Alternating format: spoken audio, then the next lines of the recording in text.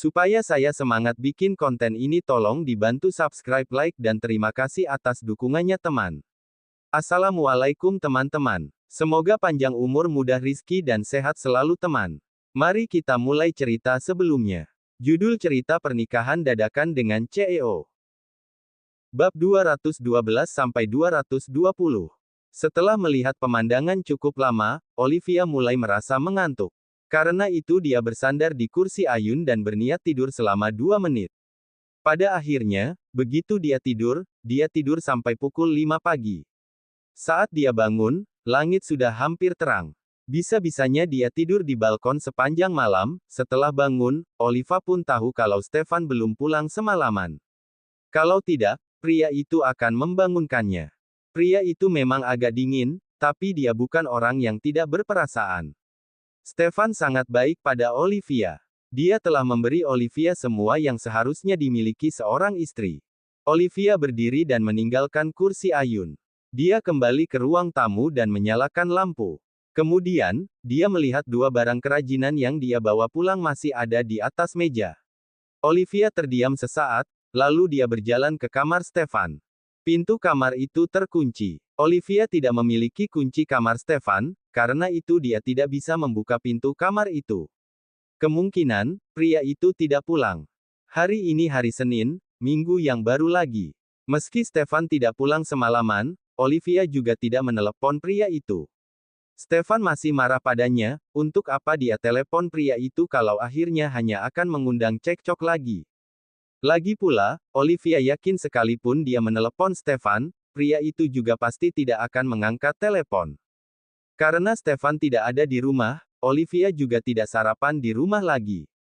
Setelah langit sudah terang, dia mengambil kunci mobil dan turun ke bawah. Dia berniat sarapan seadanya di luar sebelum pergi ke rumah kakaknya untuk menjemput Russell. Odelina masih harus mencari pekerjaan hari ini. Namun, begitu sampai di bawah, Olivia melihat mobil Stefan di tempat parkir lantai bawah. Olivia langsung berhenti dan memperhatikan mobil itu. Dia ingat nomor plat mobil Stefan, itu memang mobil Stefan. Apakah pria itu tidak pergi dengan mobilnya? Setelah beberapa saat, Olivia mengeluarkan ponselnya. Pada akhirnya, dia memutuskan untuk mengirim pesan ke Stefan. "Kamu hari ini pergi kerja, enggak? Aku lihat mobilmu masih terparkir di bawah," tanya Olivia. Setelah pesan terkirim, Olivia berjalan menuju mobil yang lain. Segera, Olivia pergi dengan memakai mobil. Begitu sampai di rumah kakaknya, dia terkejut melihat Roni sudah pulang. "Olivia, kamu sudah datang." Roni berinisiatif untuk menyapa adik iparnya. Olivia tertegun sejenak, lalu menyapa pria itu dan bertanya, "Kakakku dan Russell sudah bangun belum? Kakakmu lagi siapkan sarapan di dapur. Kalau Russell masih belum bangun." Setelah Roni kembali, Olivia merasa kakak iparnya itu bersikap lebih sopan padanya. Akan tetapi, dari dulu Olivia tidak banyak bicara dengan Roni. Dia langsung pergi ke dapur mencari kakaknya.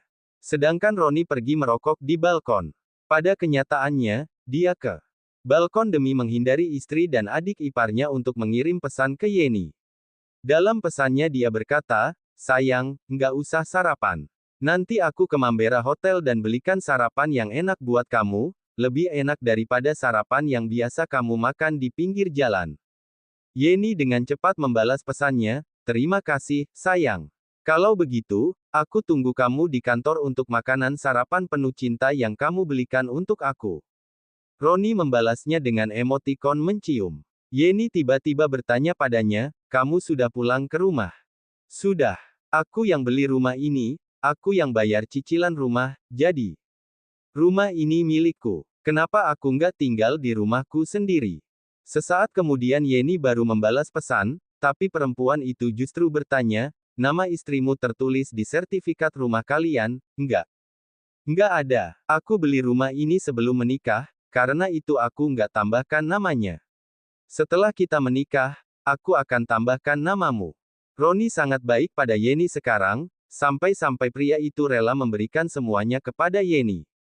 Sementara itu, Yeni yang berada di ujung lainnya sedang tersenyum bahagia.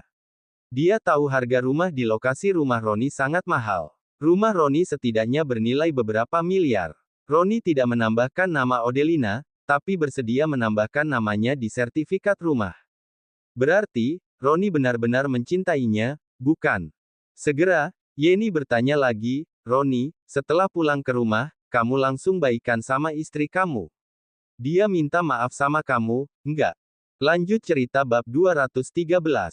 Roni menoleh dan melihat ke dalam rumah. Dia kembali sendiri tadi malam. Dia kembali karena dibujuk terus oleh orang tua dan kakaknya. Kalau tidak, dia masih ingin tinggal di rumah orang tuanya selama beberapa hari lagi. Dengan begitu, dia bisa bersama Yeni terus dan pergi kemana-mana dengan bebas. Biasanya Odelina tidak pergi ke rumah mertuanya. Setiap kali dia pergi ke sana, dia hanya akan mendapat sindiran dari ibu mertua dan kakak iparnya. Karena sering mengalami hal itu, Odelina pun merasa kesal. Oleh karena itu, dia tidak akan pergi ke rumah mertuanya kalau tidak ada apa-apa. Itu sebabnya Roni berani menempel terus dengan Yeni. Selama beberapa hari Roni cuti untuk memulihkan diri di rumah, Yeni akan datang merawatnya selepas kerja. Yeni akan membelikan suplemen dan makanan yang enak untuknya. Hubungan keduanya mengalami kemajuan yang sangat besar. Seandainya bukan karena Yeni bersikeras menunggu Roni bercerai dan tidak ingin memiliki hubungan tanpa status dengan Roni, mereka berdua pasti sudah melakukan hubungan intim. Meski tidak bisa menyentuh Yeni, Roni justru bersikap semakin baik pada perempuan itu. Barang yang tidak bisa dia dapatkan adalah yang terbaik. Yeni sangat memahami teori ini.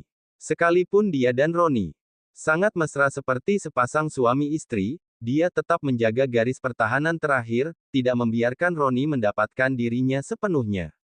Dia sudah minta maaf sama aku, dia juga janji nggak akan pernah main tangan dengan aku lagi. Roni sedang berbohong. Pada kenyataannya, setelah dia kembali, mereka tidur di kamar terpisah. Bukan karena Odelina mengusirnya, karena hati nuraninya bersalah, dia pun takut. Takut Odelina akan memutilasinya ketika dia tertidur. Odelina juga tidak meminta maaf padanya, sebaliknya perempuan itu memberinya peringatan. Kalau Roni berani melakukan KDRT lagi padanya, dia akan mengejar Roni dengan pisau dapur dan membuat Roni malu semalu-malunya. Roni kaget dan takut dengan ketangguhan Odelina. Sebelum pulang ke rumah, kedua orang tuanya juga mengingatkannya kalau Odelina akan melawan, bahkan melawan dengan sangat ganas. Mulai sekarang, Roni tidak boleh melakukan kekerasan pada Odelina lagi. Kalau Roni dan Odelina kelahi, entah siapa yang akan mati. Yeni yang berada di ujung lainnya tertawa. Dia merasa Odelina adalah perempuan yang hina. Bahkan setelah dianiaya oleh suaminya, Odelina masih saja bisa meminta maaf pada Roni. Mungkin karena Odelina masih memiliki kasih sayang yang dalam pada Roni. Apalagi, Odelina tidak memiliki pekerjaan sekarang. Oleh karena itu, dia sepenuhnya bergantung pada Roni dalam hal uang. Odelina yang pernah dianggap sebagai wanita luar biasa oleh semua orang di perusahaan juga bisa menjadi hina seperti itu. Yeni berpikir suami Odelina justru sangat perhatian padanya dan menuruti semua keinginannya. Pria itu juga sering memberinya hadiah untuk membuatnya senang, akan tetapi, biaya hidup Odelina yang semula 6 juta menjadi 3 juga. Karena mereka berdua menerapkan sistem patungan. Dulu Roni memberinya 6 juta, sekarang Roni hanya memberikan 3 juga padanya.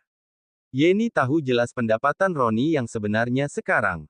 Dengan penghasilan setinggi itu, Roni hanya memberikan 3 juta kepada istrinya sebagai biaya hidup. Akan tetapi, pria itu sangat murah hati padanya. Hal itu sangat memuaskan hati Yeni yang angkuh. Sampai jumpa di kantor, sayang. Roni mengakhiri obrolannya dengan Yeni karena mendengar suara anaknya memanggil. Dia mematikan rokoknya dan kembali ke dalam rumah. Kemudian, dia berkata pada istrinya yang baru saja keluar dari dapur, Odelina, kamu di dapur saja. Aku akan pergi gendong Russell. Odelina tidak bicara, tapi dia tidak berebut dengan Roni. Dia pun membiarkan pria itu masuk ke kamar untuk menggendong anak mereka. Roni mengganti pakaian anaknya dengan kikuk. Setelah itu, dia menggendong Russell keluar dari kamar dan berkata pada Odelina, Odelina, kamu buatkan susu, dong. Aku nggak tahu cara buat susu. Roni sama sekali tidak tahu harus memasukkan berapa banyak air dan susu bubuk. Biar aku saja, Kak. Olivia keluar dari dapur, Tante. Begitu Russell melihat Olivia, dia langsung mengulurkan tangan dan meminta Olivia menggendongnya. Olivia mau tidak mau harus pergi menggendong keponakannya itu. Ronnie terlihat agak canggung, dia merasa dia tidak sebaik adik iparnya di mata anaknya sendiri. Tanpa menghiraukan Ronnie yang canggung, Olivia menggendong keponakannya ke kamar untuk membuat susu. Seketika Ronnie tidak ada kerjaan. Dia juga tidak bisa diam di rumah. Karena itu, dia berkata pada istrinya yang masih sibuk di dapur, "Odelina, aku pergi kerja dulu. Hari Senin, takut terjebak macet. Pergi lebih awal nggak akan kena macet." Bab 214. Odelina tetap menanggapinya, "Nggak sarapan dulu?" "Nggak deh. Aku beli di luar saja. Nanti siang aku ada perjamuan, nggak bisa pulang untuk makan. Kamu makan sama Russell saja." Ronnie merasa cukup kesal ketika melihat Odelina hanya bertanya sebentar. Perempuan itu tidak mengambilkan jaket dan tasnya, lalu mengantarnya keluar seperti sebelumnya. Dia merasa Odelina tinggal di rumahnya, makan dengan uangnya, tapi tidak mau melayaninya. Sheila, kakaknya, sangat baik kepada suaminya. Boleh dibilang, Sheila memperlakukan suaminya seperti seorang raja. Sheila bahkan harus pergi bekerja untuk mencari uang, sedangkan Odelina tidak melakukan apapun, malah bersikap buruk padanya. Oleh karena itu, bukan salahnya dia tidak mencintai Odelina. Perempuan itu tidak layak menjadi seorang istri. Ronnie menemukan alasan yang masuk akal untuk berselingkuh. Pada akhirnya, dia pergi sendiri untuk mengambil jas, tas kerja dan kunci mobil. Sebelum pergi, Aya pun berkata pada anaknya, "Russell, papa pergi kerja dulu, ya. Dadah." Setelah anaknya melambaikan tangan kecilnya padanya, Ronnie baru pergi. Begitu pergi, dia langsung menuju Mambera Hotel dengan mobilnya. Tidak disangka, Yenny sedang menunggunya di Mambera Hotel. "Pak Ronnie," Yenny mengenakan setelan kerja. Meskipun dia masih muda, dia terlihat pintar dan cakap. Dengan riasan yang cantik, dia terlihat cantik beberapa kali lipat dari Odelina yang sekarang. "Kenapa kamu ada di sini? Bukannya aku bilang aku akan belikan untuk kamu? Kalau di luar, panggil aku Ronnie." "Aku suka kamu panggil namaku." Ronnie keluar dari mobil dan berjalan menuju kekasih gelapnya itu. Dia merangkul bahu Yenny dan membawanya ke dalam hotel sambil berkata, "Karena kamu sudah di sini, kita makan di sini dulu baru ke kantor." Yenny tersenyum genit, "Aku memang ingin makan bareng kamu, makanya aku datang dan tunggu kamu di sini." "Senang dengan kejutan dari aku?" "Enggak. Senang."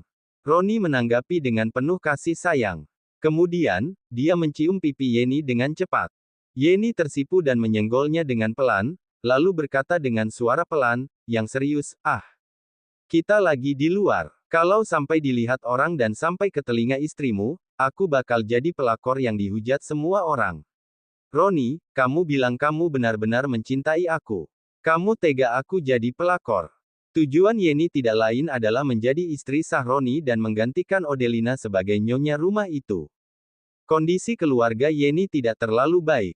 Ronnie adalah pria terbaik yang dia kenal. Orang tuanya juga tahu hubungannya dengan Ronnie. Namun, dia berbohong pada orang tuanya kalau Ronnie belum menikah. Orang tua Yenny tahu gaji Ronnie sangat tinggi. Mereka pun menyuruh Yenny harus menahan Ronnie erat-erat dan menikah secepatnya dengan pria itu, agar tidak direbut perempuan lain. Ronnie menciumnya lagi dan menghiburnya, "Sayangku, aku mana tega biarkan kamu tersiksa. Tenang saja, aku akan ceraikan Odelina. Tahun depan, anakku mulai sekolah. Aku akan segera cerai dengan Odelina." Yenny berkata dengan cemberut, "Masih harus tunggu sampai tahun depan, dong. Bagaimana kalau aku kirim beberapa foto kita bermesraan ke istrimu secara anonim? Biar istrimu yang memulai pertengkaran sama kamu. Kemudian, kamu manfaatkan situasi itu untuk bercerai dengannya. Tapi, kamu nggak boleh bagi harta kamu ke dia, Ron. Biarkan dia pergi dengan tangan kosong." Kekejaman melintas di mata Yenny ketika dia mengatakan hal tersebut. Dia adalah orang ketiga, istri Ronnie yang sekarang memang musuhnya. Dia memang tidak ingin Odelina berakhir dengan baik. Odelina tidak memiliki penghasilan sekarang. Begitu dia pergi dengan tangan kosong, bisa dibayangkan betapa tragisnya hidup perempuan itu. Ada satu hal yang paling dibenci Yenny. Padahal Odelina sudah keluar dari perusahaan selama beberapa tahun. Namun, karyawan lama di perusahaan selalu memuji Odelina setiap kali membicarakan Odelina. Karena itu, Yeni ingin membuat kehidupan Odelina hancur. Bab 215. Setelah menikah, dia nggak kerja, nggak punya penghasilan. Dia hanya tahu bergantung sama aku. Semua barang di rumah dibeli pakai uang aku.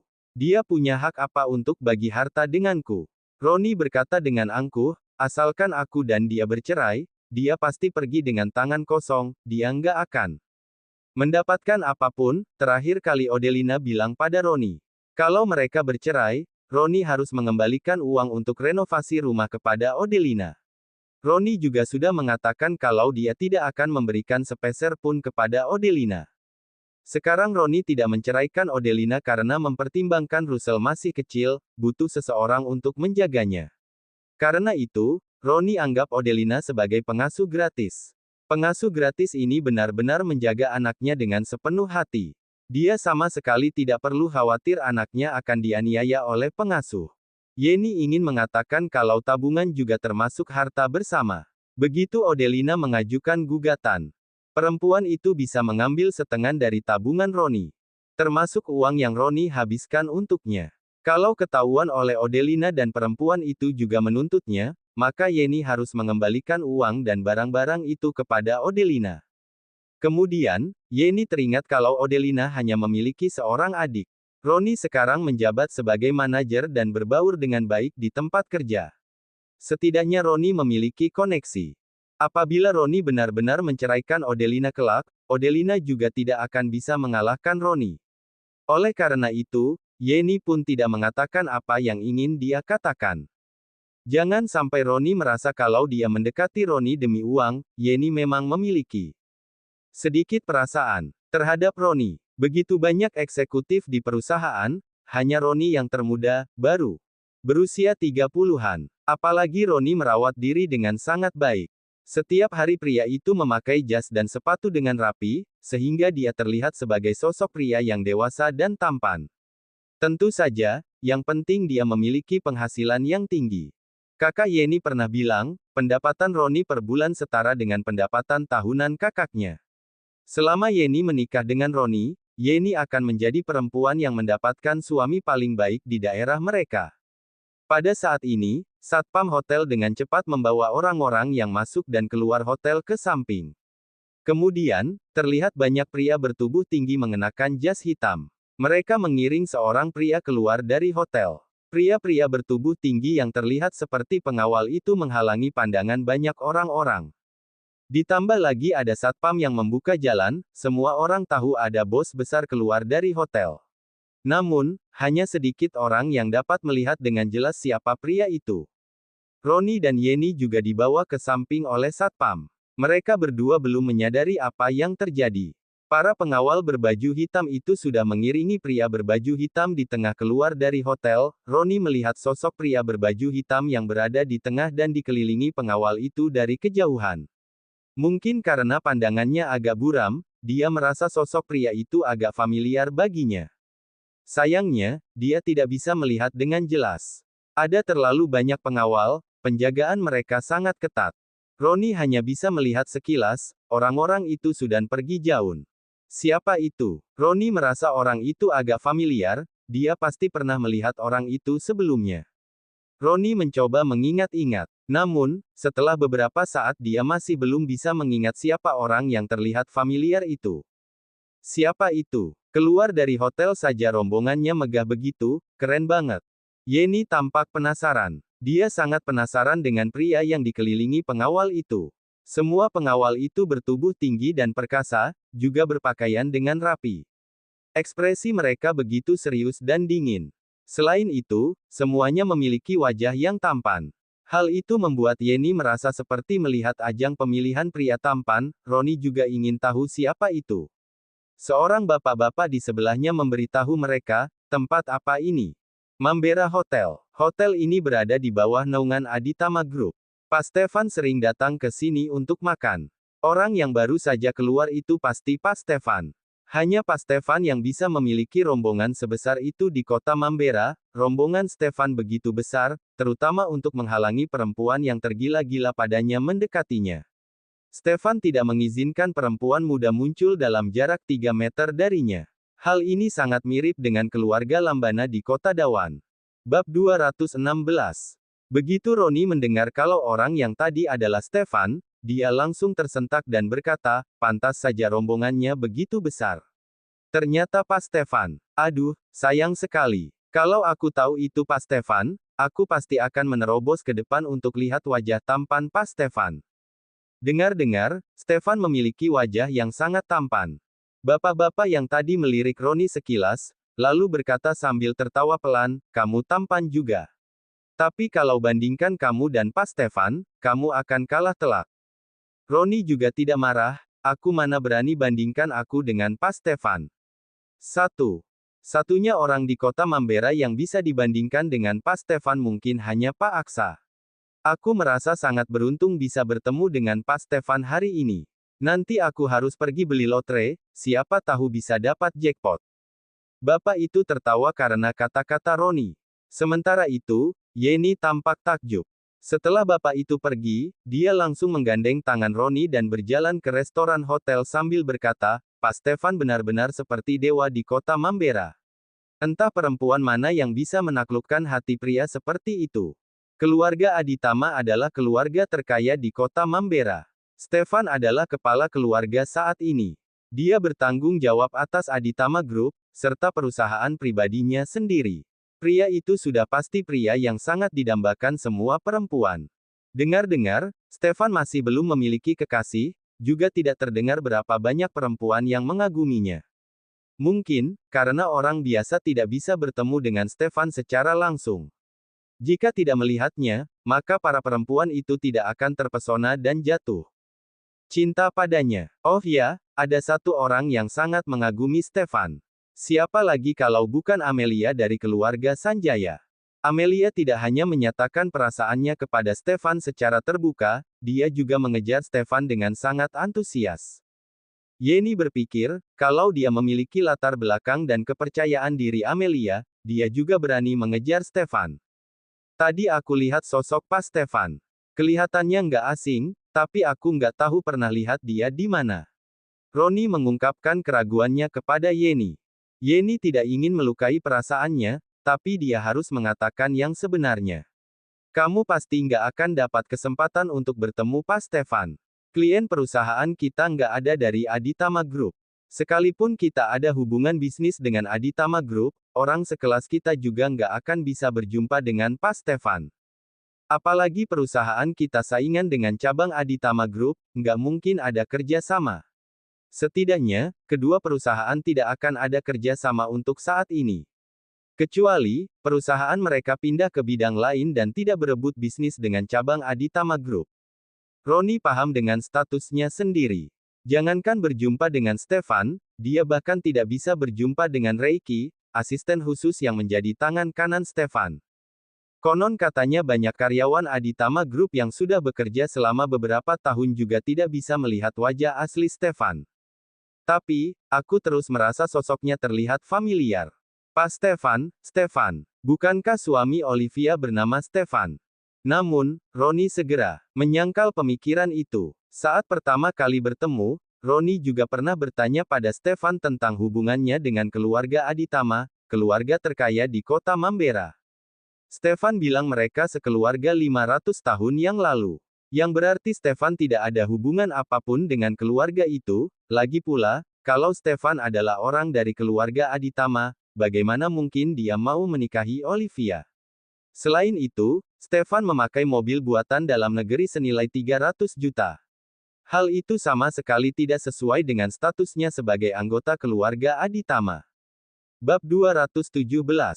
Roni memikirkan status keluarga Aditama, lalu memikirkan kondisi adik iparnya. Kemudian, dia merasa kalau Stefan adalah anggota keluarga Aditama, makam leluhur keluarga Hermanus pun akan mengeluarkan asap. Olivia cukup cantik, tapi kualifikasinya jauh lebih rendah daripada Amelia dalam segala aspek. Stefan bahkan tidak suka dengan Amelia, bagaimana mungkin pria itu akan menyukai Olivia? Setelah membandingkan keduanya, Roni otomatis membuang jauh-jauh pemikirannya. Dia pun beranggapan dirinya yang terlalu banyak berpikir. Stefan suami Olivia tidak mungkin anggota keluarga Aditama. Salah lihat kali. Ayo, kita pergi sarapan dulu.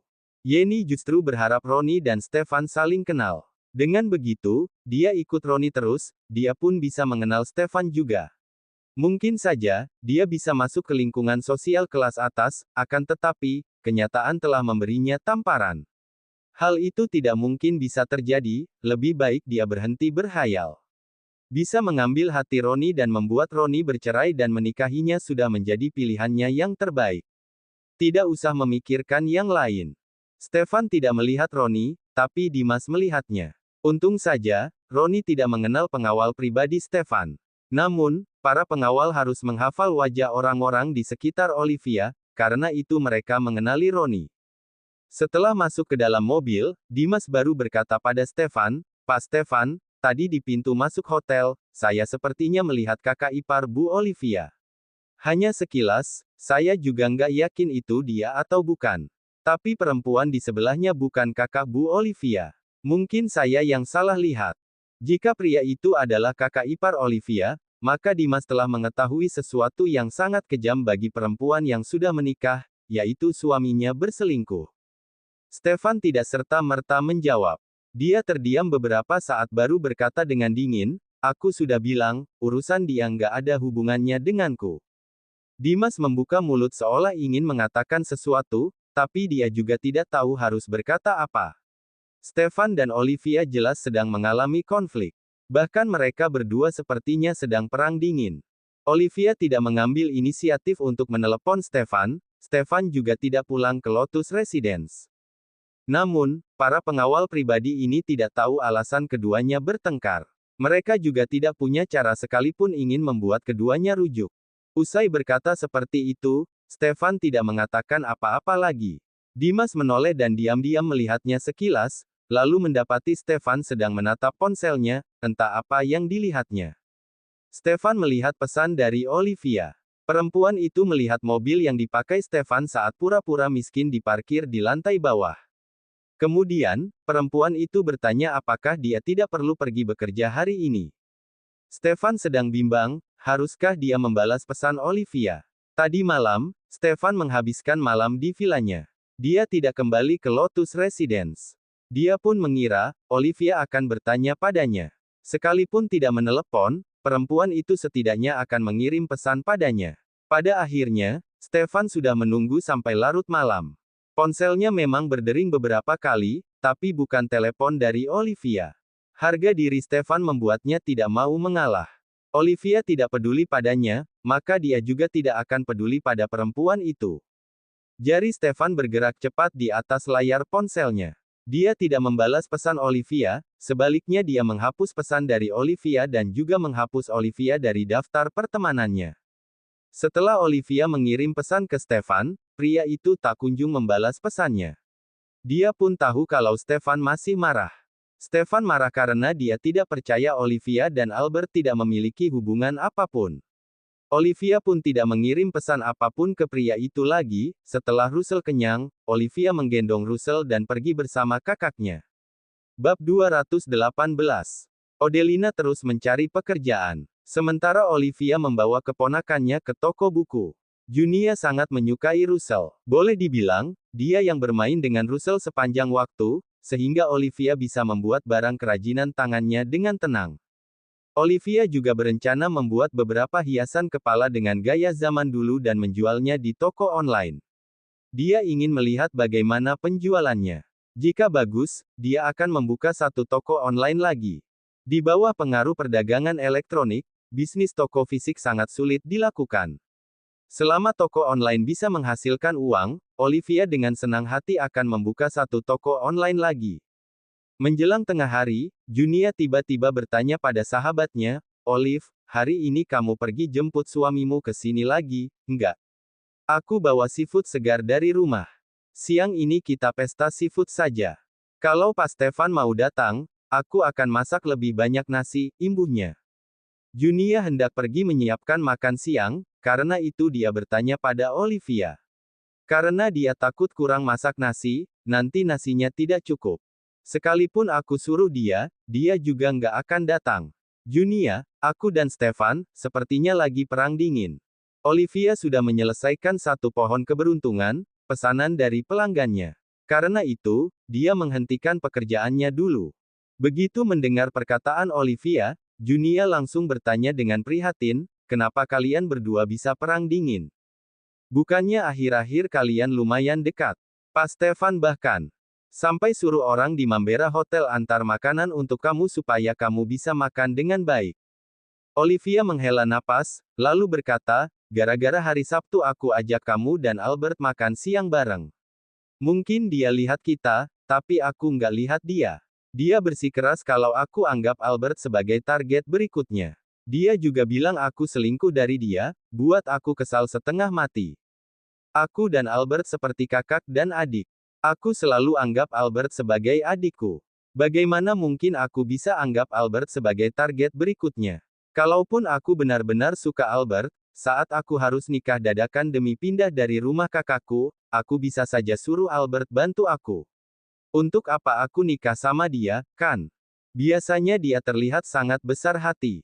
Ternyata hatinya begitu sempit. Sudah pelit, suka curiga sama orang lain lagi. Mulutnya juga tajam bukan main. Belum cari tahu sampai jelas, dia sudah bilang aku selingkuh dari dia. Maksud dia, aku perempuan yang gampangan, dong. Olivia tidak menceritakan soal Stefan yang mabuk, lalu menggila dan menciumnya dengan paksa. Saat itu, dia lihat kita bertiga, enggak. Kenapa enggak samperin kita? Selain itu, aku yang sebesar ini duduk di sana. Memangnya dia enggak lihat aku? Dia hanya lihat kamu dan Albert. Tanya Junia. Aku juga bilang seperti itu sama dia. Aku bilang Junia juga ada di sana. Aku makan bareng teman-temanku. Junia berpikir sejenak, lalu raut wajahnya berubah. Dia pun berkata dengan ragu-ragu, Olivia, Pak Stefan bakal curiga kalau aku yang mendekatkan kalian, enggak? Olivia, kalau dinilai dari sifat Stefan yang suka curiga dengan orang lain, sangat memungkinkan pria itu menganggap Junia yang mendekatkan Olivia dan Albert, bahkan bantu Olivia menutupi masalah ini. Junia seketika merasa tidak nyaman. Selama ini dia tidak pernah berpikir untuk menjodohkan Olivia dan Albert. Karena Olivia 3 tahun lebih tua dari Albert. Terlebih lagi, Olivia tidak suka memiliki pacar yang lebih muda darinya. Albert juga selalu memperlakukan Olivia seperti kakaknya sendiri. Jelas-jelas ini hanya hubungan kakak adik. Olive, kamu harus jelaskan padanya. Jangan sampai Pak Stefan kira aku yang jodohkan kalian. Fitnah itu, terutama, karena masalah ini akan memengaruhi pernikahan Olivia dan Stefan, meski keduanya nikah dadakan dan tidak memiliki perasaan satu sama lain, mereka sudah menikah secara hukum selama sebulan. Setidaknya pasti muncul sedikit perasaan. Junia sangat berharap Olivia dan Stefan bisa menjadi pasangan suami istri seperti yang lain, yang saling mencintai dan langgeng sampai tua. Sama sekali tidak pernah terbesit ide untuk memperkenalkan Olivia kepada pria lain. Aku sudah jelaskan padanya. Dia hanya percaya apa yang dia lihat. Tadi malam, dia nggak pulang semalaman. Pagi ini, aku kirim pesan ke dia, dia juga nggak balas pesan aku. Aku rasa, kita lagi perang dingin seperti yang orang-orang katakan. Olivia menghela napas panjang. Ini pertama kalinya dia jadi istri orang. Dia sungguh tidak memiliki pengalaman. Dia tidak tahu harus bagaimana menghadapi masalah perang dingin antara suami istri ini. Bab 219. Mungkin dia belum lihat pesan yang kamu kirim. Bagaimana kalau kamu coba kirim lagi? Olivia terdiam sejenak. Pada akhirnya, dia tetap mengambil ponselnya dan membuka aplikasi WhatsApp di ponselnya, lalu mengirim pesan ke Stefan, nanti siang mau makan bareng, enggak? Begitu mengirim pesan, hanya muncul tanda centang 1. Olivia awalnya mengira ada gangguan sinyal. Namun, ketika dia mencoba mengirim pesan ke Junia, pesannya langsung masuk. Seketika Olivia pun menyadari kalau pria itu telah memblokir nomornya. Maka dari itu, Stefan tidak bisa menerima pesan yang dikirim Olivia. Kecuali Stefan membuka blokirannya, Olivia menatap pesannya yang tidak terkirim itu tanpa mengedipkan mata. Stefan menghapus dan memblokir nomornya lagi. Stefan yang pelit itu ternyata menghapus nomornya lagi. Kali ini adalah kedua kalinya Stefan menghapus nomornya. Pertama kali, keduanya baru saja mendaftarkan pernikahan mereka. Masih belum terbiasa satu sama lain. Begitu keluar dari kantor Capil, Stefan langsung melupakan istri yang baru menikah dengannya. Namun, dia bisa mengerti kenapa Stefan bisa menghapus nomornya saat itu. Sekarang pria itu lagi-lagi menghapus nomornya, bahkan memblokir nomornya. Hal itu berarti Stefan meyakini kalau Olivia telah melakukan kesalahan padanya. Stefan bersikukuh kalau Olivia telah mencari target selanjutnya, karena itu dia menghapus nomor Olivia. Awalnya, Olivia hendak mengalah lebih dulu. Dia ingin mencoba berkomunikasi baik-baik dengan Stefan. Masalah apapun lebih baik diselesaikan secara langsung. Akan tetapi, dia malah mendapatkan hasil seperti ini. Bagaimana mungkin Olivia tidak marah? Olivia tidak menghapus dan memblokir nomornya, tapi pria itu sudah menghapus nomornya lebih dulu. Mau hapus ya hapus saja, siapa takut? Begitu Olivia marah, dia juga menghapus nomor Stefan. Dia juga memblokir nomor pria itu. Benar-benar buat kesal saja. Olive, kenapa kamu cemberut begitu? Pas Stefan sudah balas. Olivia memasukkan ponselnya kembali ke saku celananya, lalu berkata dengan dingin, nggak usah pedulikan dia. Kamu masak untuk kita saja. Dia mau makan atau nggak terserah dia. Dia nggak akan mati kelaparan. Junia menatap Olivia dengan tercengang. Olivia menjelaskan dengan ketus, dia sudah hapus nomorku. Karena emosi, aku juga hapus nomornya, bahkan aku blokir nomornya. Mulai sekarang, jangan ungkit dia di depanku. Junia, lebih baik kamu cari pria yang bisa diandalkan, pacaran dulu beberapa tahun baru menikah. Jangan kayak aku, nikah dadakan dengan pria seperti ini. Sudah hormati dia masih saja sering buat dia tersinggung. Junia, Olivia berdiri dan berjalan keluar dari meja kasir. Kemudian, dia menggendong keponakannya dan berkata pada Junia, aku lagi bad mood. Aku bawa Russell ke mall dulu. Aku akan gesek kartu yang dia kasih ke aku dan buat dia bangkrut. Junia mengangguk dengan cepat, ya sudah, kamu pergi saja. Aku mau masak dulu. Olivia menggendong Russell keluar dari toko, lalu memasukkannya ke dalam mobil. Setelah itu, mereka pergi dengan mobilnya. Olivia sengaja memilih pusat perbelanjaan terbesar di kota. Setelah masuk ke dalam, dia hanya memilih barang-barang yang mahal. Belum selesai berbelanja, tapi trolinya sudah penuh. Olivia ingin mendorong satu troli lagi dan lanjut berbelanja. Namun, dia teringat kalau dia sedang bawa anak sendirian, kalau belanja terlalu banyak nanti dia sendiri yang susah bawa.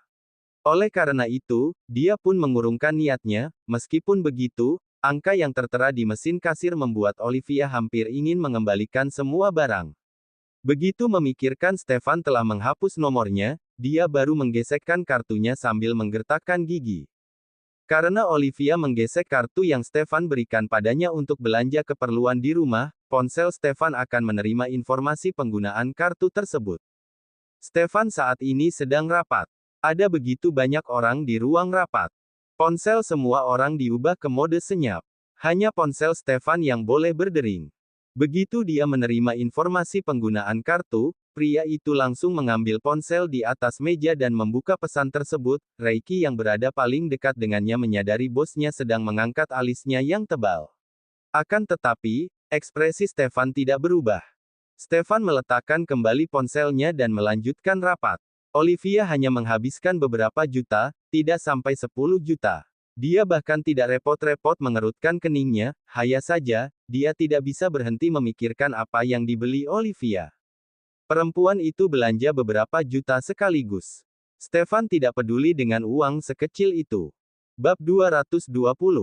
Akan tetapi, Olivia selalu membelanjakan uang dengan hati-hati. Kecuali saat dia membeli perabotan besar. Kalau tidak, pengeluaran hariannya di rumah kecil mereka tidak akan melebihi 400.000. Stefan segera mengesampingkan pemikirannya itu. Dia terlalu malas untuk menerka-nerka. Lagi pula, dia memang memberikan uang kepada Olivia untuk dibelanjakan. Stefan marah pada Olivia, bahkan dia menghapus nomor perempuan itu. Namun, dia tetap memberikan uang yang harus dia berikan pada Olivia. Karena dia memaksa diri untuk bersama Olivia sampai perjanjian mereka berakhir. Dia tidak akan mengakhiri perjanjian lebih dulu karena itu melanggar perjanjian, dia juga harus memberikan biaya ganti rugi yang besar pada Olivia. 10 menit kemudian, ponsel Stefan menerima pesan pemberitahuan penggunaan kartu lagi. Kali ini, Olivia menghabiskan total 40 juta. Tentu saja, jumlah uang itu masih belum seberapa bagi Stefan. Dia hanya ingin tahu mengapa perempuan itu tiba-tiba menghabiskan begitu banyak uang. Beli emas. Atau, Olivia sudah tahu dia menghapus nomornya. Karena itu, Olivia marah dan sengaja pergi berbelanja untuk menghabiskan uangnya. Tidak bisa dipungkiri, Stefan benar-benar pandai menebak. Sekali tebak, tebakannya langsung benar. Masih tersisa 10 menit sebelum pulang kerja. Rapat juga sudah hampir berakhir, karena itu Stefan langsung membubarkan rapat. Dulu, setelah rapat berakhir, Stefan yang akan meninggalkan ruang rapat lebih dulu. Setelah dia keluar, para manajer senior baru berani keluar. Kali ini, Stefan tetap duduk di kursinya dan memperhatikan sesuatu di ponselnya. Dia tidak meninggalkan ruang rapat lebih dulu seperti biasanya. Semua orang hanya bisa menatap satu sama lain. Tidak ada yang berani pergi lebih dulu. Sesaat kemudian, Stefan baru menyadari ada yang tidak beres. Dia pun mendongak dan bertanya dengan suara yang berat, "Kalian nggak ingin pulang?" Semua orang spontan berkata dalam hati, ingin, tapi nggak berani bergerak. Pada akhirnya, Kelvin yang pertama meninggalkan ruang rapat. Kelvin adalah adik Stefan. Karena dia yang memimpin, semua orang cepat-cepat meninggalkan ruang rapat satu per satu. Hanya Reiki yang tidak pergi. Karena dia asisten khusus Stefan. Setiap kali rapat, posisinya yang paling dekat dengan Stefan. Mungkin orang lain tidak menyadari perubahan Stefan, tapi Reiki menyadarinya. Setelah hanya tersisa mereka berdua di ruang rapat, Reiki baru bertanya dengan prihatin, "Ada apa, bos?" Stefan meletakkan ponselnya lagi, lalu dia bersandar di kursinya dan menatap Reiki lama sekali. Setelah itu, dia baru berkata, "Aku ribut dengan Olivia." "Kenapa?" tanya Reiki spontan. Tanpa menunggu Stefan menjawab, dia lanjut berkata, "Aku sudah lama merasa ada yang salah denganmu. Kamu mulai berubah sejak makan siang pada hari Sabtu. Akhirnya kamu akui kalau kamu dan Olivia bertengkar. Coba beritahu aku alasannya, aku akan bantu kamu analisa." "Apa yang harus dianalisis? Aku lihat dengan mata kepalaku sendiri dia makan dengan pria lain. Aku lihat dia ambil sayur untuk pria itu sambil tersenyum. Aku suaminya, sekalipun hanya suami di atas kertas, dia nggak pernah sebaik itu sama aku." "Dia, selingkuh?" tanya Reiki. "Selingkuh secara mental." Reiki membuka mulutnya, hendak mengatakan sesuatu. Seketika, dia jadi tidak tahu harus berkata apa untuk menghibur bos sekaligus sahabatnya itu. Tidak peduli pria atau perempuan, ketika tahu pasangannya selingkuh, dia akan sangat marah, sulit menerima. Dia pun akan bertindak secara impulsif. Stefan adalah orang yang angkuh. Dia sudah terbiasa menjadi orang yang dihormati, terbiasa mendominasi segalanya. Dia bahkan terbiasa semua orang tunduk padanya. Olivia mengkhianatinya, sekalipun itu Ek-53 selingkuh secara mental. Hal itu merupakan pukulan besar. Terutama, karena pria itu tidak sanggup harga dirinya harus terluka. Cerita bersambung.